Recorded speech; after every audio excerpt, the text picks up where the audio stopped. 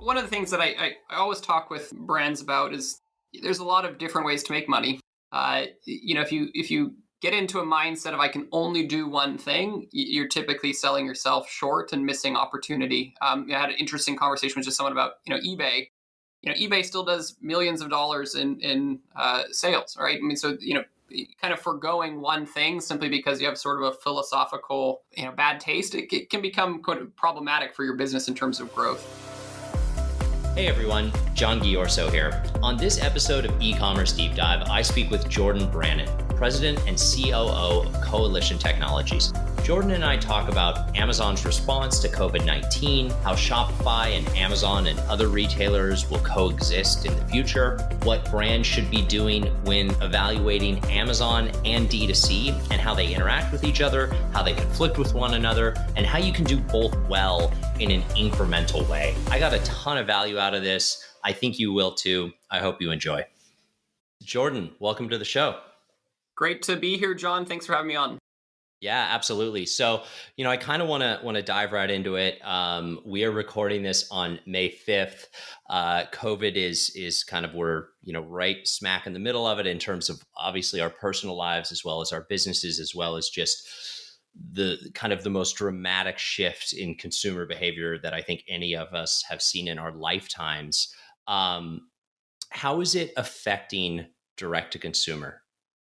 Yeah, great question. I think the interesting thing is that a lot of our clientele and our prospective clients are fairly optimistic. Actually, I think that sort of the frustrations and sort of the pain points have really tied back to the sort of quarantine, lockdown kind of restrictions on what is essential, what is not essential.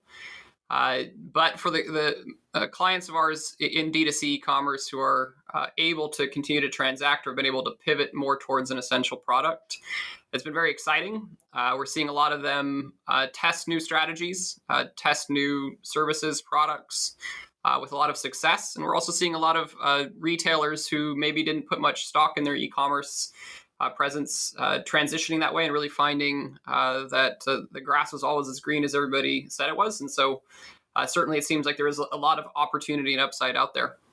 Yeah, absolutely. So, when this first started, and we're seeing it start to normalize a little bit, but when this first started on Amazon, there was a very obvious difference between essential and non-essential product in terms of how customers were reacting, how Amazon was dealing with it, demand, conversion rate, all these different metrics were very clearly kind of, sliced down the middle. Did you see the same thing with direct to consumer where, food brands were up 5x and then, sporting goods was down by 50%? Was it that dramatic for you guys? Yeah, we've seen maybe a little bit less so. One of the nice things with the sort of brand.com opportunity is you do get a fair bit of direct audience who's going to come back and respond to email marketing and other communication right from you.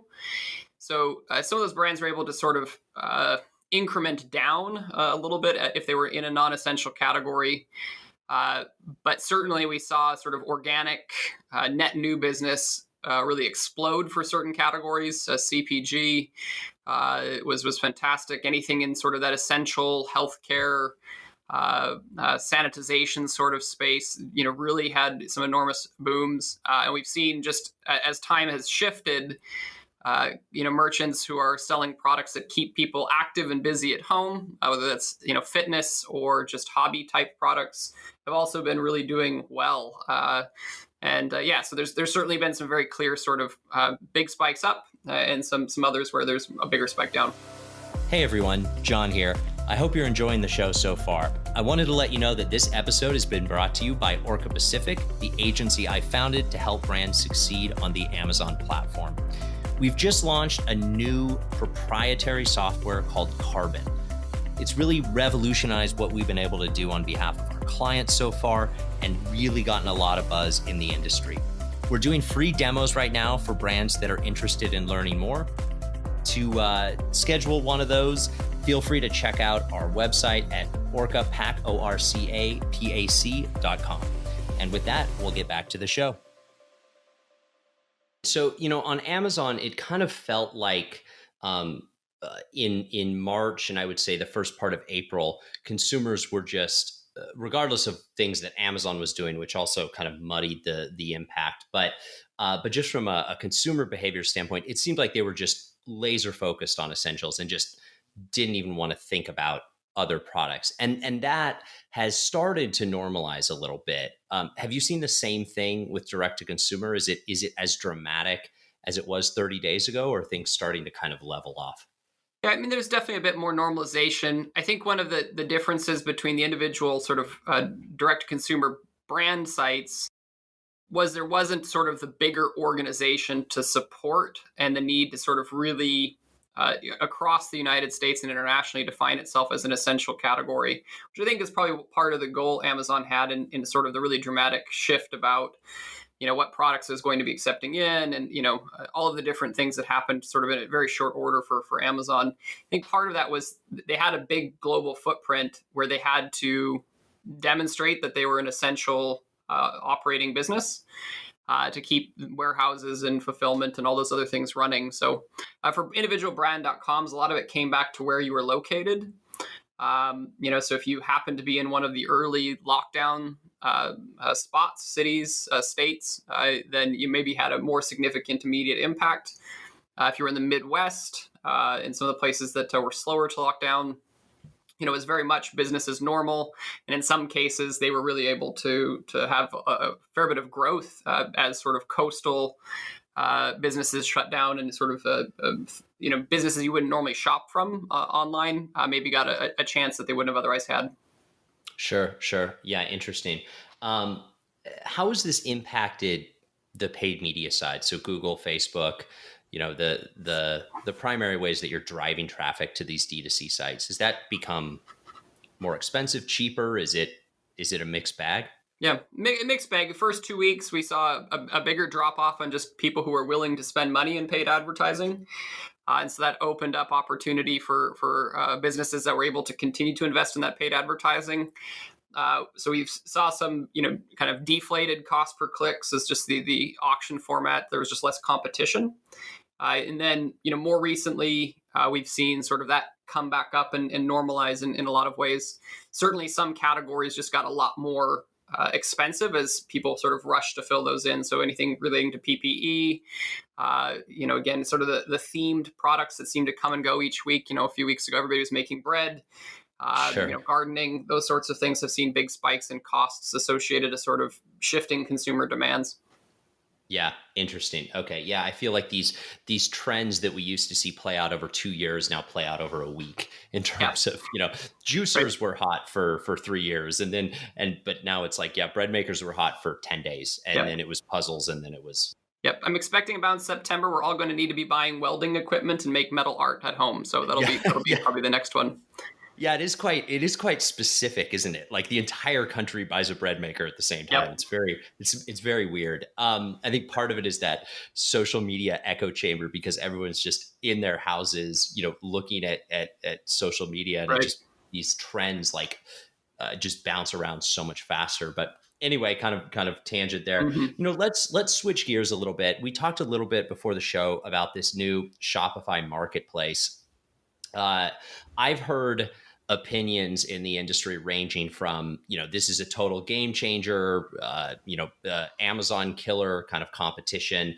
I've heard then the other side of that is this is basically a nothing burger. It's just an extension of their kind of shipping app, and it doesn't really mean anything Hmm. substantial. Where do you fall in terms of your opinion on this? Yeah, it's a little bit in the middle ground. Part of it comes from we have close to a decade of working with Shopify as a design development and marketing agency, and so we've had a chance to grow with them in a lot of ways and sort of see and experience firsthand sort of how their philosophies have shifted. Um, I think one of the things that helps provide a lot of context when you're sort of looking at the role that this plays, it's good to sort of understand what Shopify has been doing over the last really 3 years. Uh, Shopify has sort of pivoted from this mindset of really trying to be the absolute best e-commerce platform for the absolute best value, to something I think that's a little bit more responsive to shareholder expectations and demands. I think that the leadership team there really understands that if shareholders are on board, they get to continue to set the vision for where that company goes, and they've done a great job of that.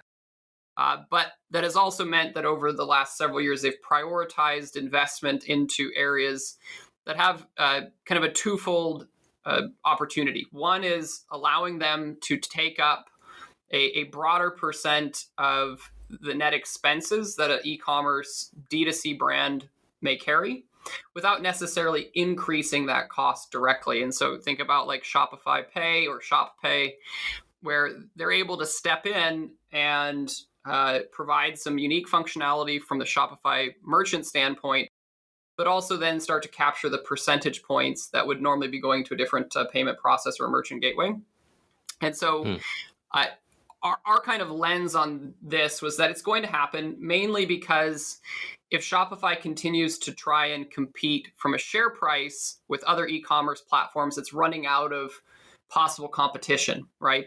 They're already sort of the large, maybe the Amazon of e-commerce content management solutions, right? And so we think they've kind of made some decision to say, well, we're going to start to swing for bigger fences, and we know that'll give us more opportunity and runway with shareholders and who our investors are. And so I think this particular move was kind of similar to what they've done with a lot of other things. A little bit of a toe in the water, but it really does create an overture for anybody who's watching and considering investing in Shopify and predicting where they're going to go. It's very much a sort of a signal that, hey, we are interested and willing to be competing with the big marketplace sites in the future because there's a lot more money involved in that opportunity. Yeah, sure. So where do you think they go over the next 2 or 3 years then? Yeah. Overall, they seem to sort of slow play these sorts of things. They kind of look at what the traction is, both with, again, shareholder, but also looking at sort of how is it kind of carried forward in marketing. And once they sort of have an idea of a good path, they tend to sort of move not cautiously, but deliberately. And so my expectation is we got the announcement when we did, really kind of heading into sort of the upcoming kind of earnings reports and things like that.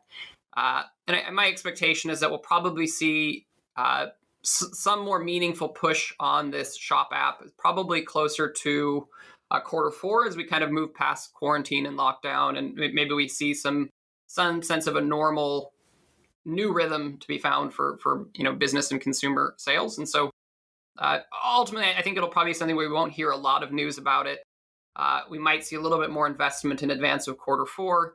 We'll probably hear some numbers from them about its performance to kind of create a little bit of buzz periodically. But all in, I think it'll sort of be kind of left on its own for a little while. So do you think that they can ultimately be successful as a marketplace if they end up kind of making bolder moves into that space? I do. I mean, they have one of the advantages with that they have just a large merchant base. They have a lot of information about sales performance. They have a lot of information about what is selling to whom through what channels. So like Amazon, they have sort of an inside lens on what's happening in certain types of categories.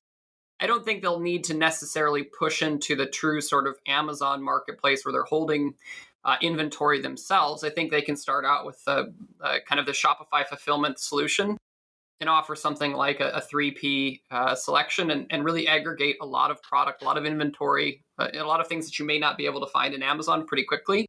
So I do think there's a big opportunity for them to do it, and I don't necessarily know that it's going to require a high investment beyond what they already have in terms of fulfillment solutions and things like that. Yeah, that makes sense. I mean, when I look at this compared to Amazon, I think, maybe they can differentiate themselves based on selection. And if they're able to do that, it's because the merchants see Shopify as kind of a more friendly, non-competitive space than they do Amazon. And they think, well, if we can kind of forego Amazon then and just be on the Shopify marketplace, maybe that's better for us. Otherwise, Amazon's the everything store, so they're going to have, theoretically, they're going to have all the selection anyway. that's obviously practically not the case right now with direct to consumer brands. I think because there's kind of a, I think in some cases warranted, in some cases maybe irrational fear of Amazon. Hmm. Do you agree with that? And is there anything I'm missing there? Any other kind of key, you think, competitive advantages they would have against Amazon and the other kind of, big marketplaces like Walmart? So a couple of sort of under the radar components of the launch that I think are worth bringing up. One is Shopify's involvement in point of sale, and sort of a brick and mortar retail. And so one of the big conversations around COVID was the number of retail businesses that weren't transacting online and how they're shifting that direction quickly. So that point of sale piece, it being sort of a technical hardware software solution that's already available to a lot of independent brands, gives them a certain opportunity, I think, that maybe Amazon hasn't really kind of crossed meaningfully into yet. So I think that's there. I think also sort of the interesting piece of this launch was the fact that they emphasized their payment solution. So I think that was sort of, again, a bit more of a direct, people are familiar with Amazon Pay. That's had some meaningful adoption outside of just Amazon.com and the Amazon app. So I think they're looking at Shop Pay as sort of an opportunity to be more connected to the individual consumer's wallet.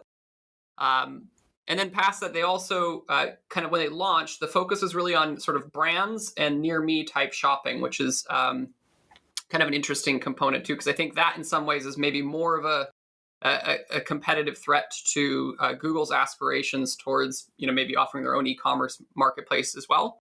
So I think, again, I think you're right. There's sort of this emphasis on the brand. You're shopping sort of by brand or by store, which I think a lot of brands will find is sort of something encouraging and maybe something they'd be more willing to send their customers to.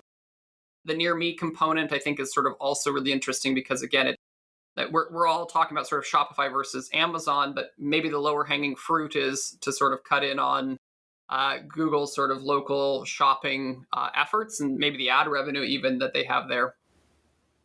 Interesting. Yeah, that's wow. That's very interesting. So, yeah, I mean, there's multiple people that say this, but there's going to be multiple winners in e-commerce. We all know that it doesn't have to be, a winner take all environment. So, you think basically Shopify's better positioned to sort of integrate brick and mortar with e-commerce in a meaningful way than Amazon is, because besides Amazon Pay, no one's really going to partner with Amazon. I mean, no other retailers in a significant way. They're just they've seen that movie too many times to know what ends up happening there. So so you think they can be kind of that connective tissue between local retail, brick and mortar retail, and sort of an online platform? Is that a fair way of saying it?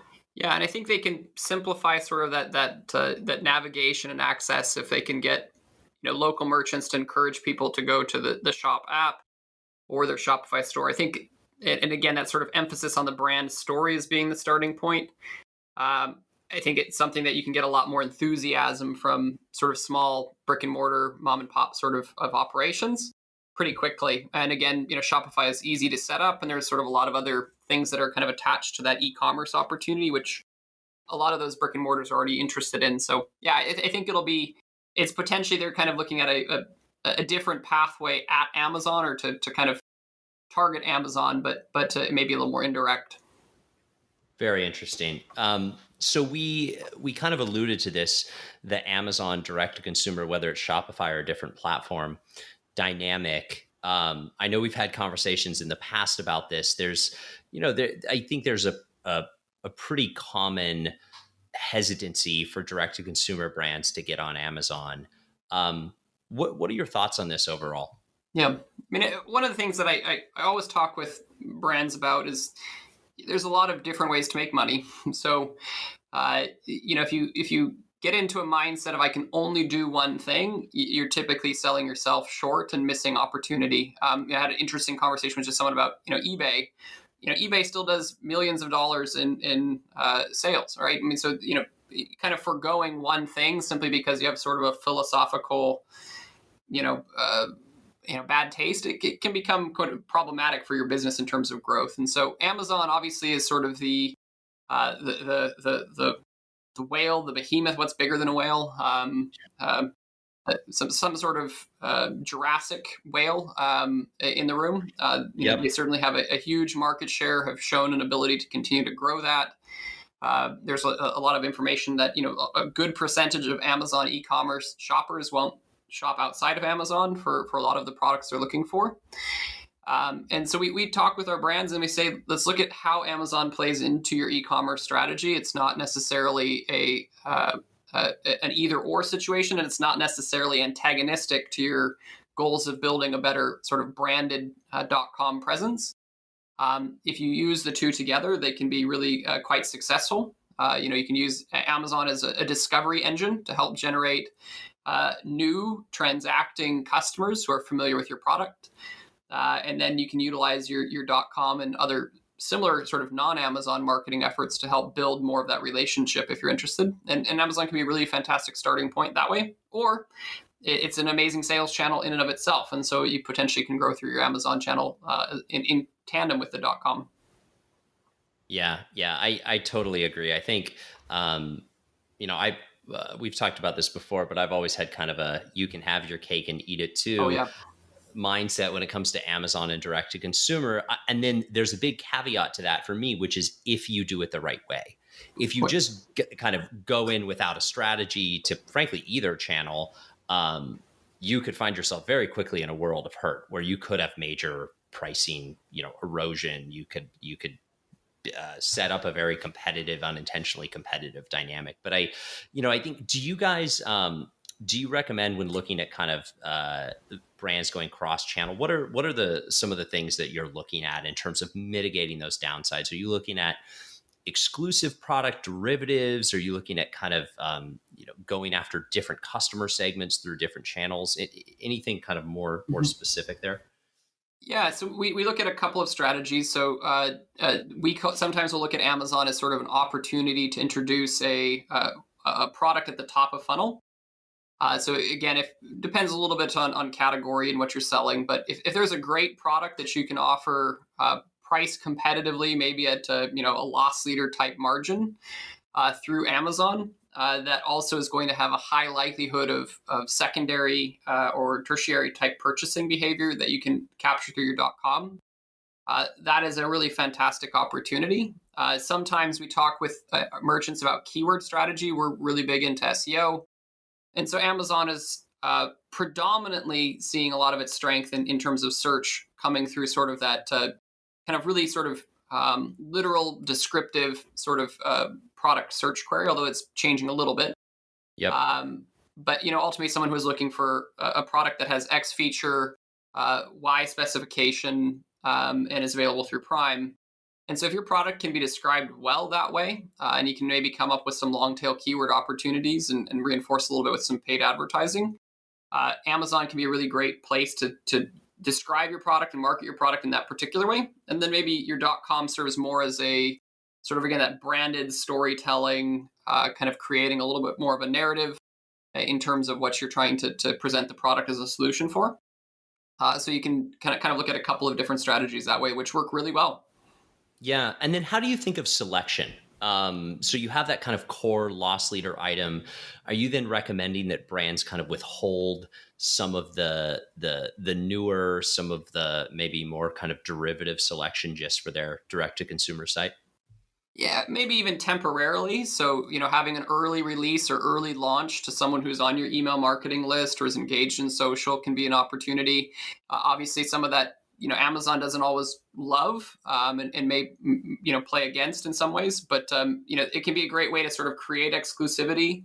Again, create reasons for someone to shop outside of Amazon, where, again, you can do more direct marketing and engaged marketing. Have more touch points with the consumer than if you're only operating in Amazon. So that sort of strategy works really well, where you have maybe a bit of exclusivity. Sometimes it's not even that. It might be certain products are available on both sites or both apps, and you kind of have things there, and you're looking at sort of other ways to incentivize the brand.com purchase. To a certain type of consumer, and then for a customer who maybe is just interested in getting it quickly and kind of wants the security of the Amazon purchase and customer service experience, maybe have that particular product available there.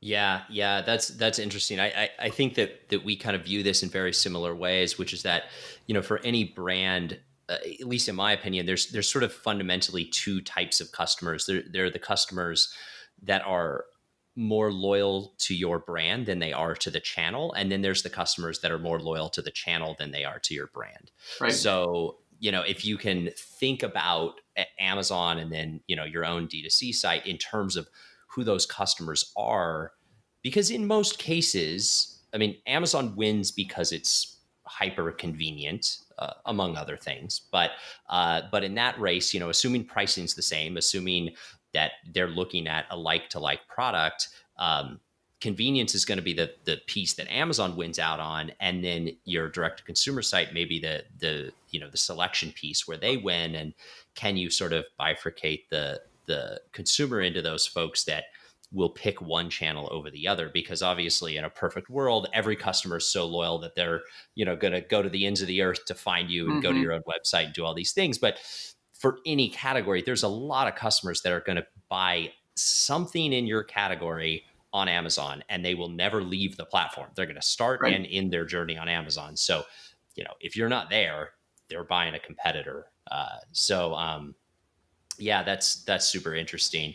Any other strategies or kind of notable interconnectivity that you think brands should be paying attention to between a D2C site and Amazon? I mean, ultimately, one of the things we don't see a lot of brands doing, and we've had a lot of success with, is cross marketing, right? So there is opportunities inside of Amazon to advertise for your .com, Sure. and there is the other opportunity of advertising Amazon selection, and your brand shop there from your .com, and so thinking about ways to time that sort of complementary back and forth can be really important to particular customers, and maybe for particular products or particular launches. So we've talked about sort of trying to time increases in sales, increases in reviews, and customer engagement in Amazon sort of as you lead into quarter 4. You may find a better opportunity to win more sales and more market share in your particular category by having a bigger footprint in Amazon during that sort of key holiday stretch. And so thinking about where you're investing your marketing dollars and when, and maybe using an audience that is normally exclusive to your .com to push them a bit towards that Amazon product PDP could be a good strategy if you're timing it correctly. Obviously, things like Prime Day, are sort of unique opportunities where Amazon still commands a lot more of the typical sales and dollars in transacting. And so, be thinking about, hey, I can use all of these channels with my email marketing list, my social media audience, and get them to my product page and sell. And there may be a sort of tangential benefits that you can reward yourself with later. Awesome. Jordan, are there any other topics, anything else you think our audience would benefit from knowing? No, I mean, I think we've touched on a lot of it. I think one of the kind of key emphasis points with all of this conversation, and whether it's about the .com or about Amazon, is to really make sure you're thinking about what you're doing.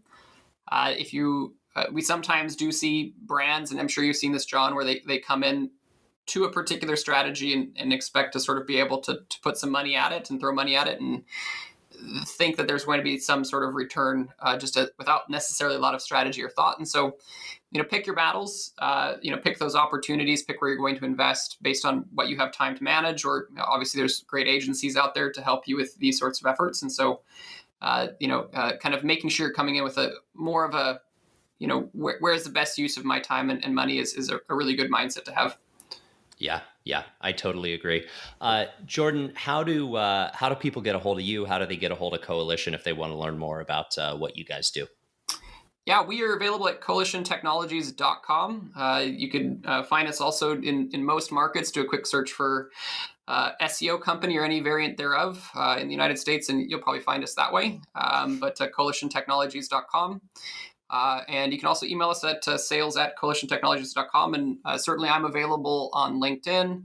If you'd like to connect there, just do a quick search for Jordan Brannon and you'll find me as well. So we are certainly online and accessible that way.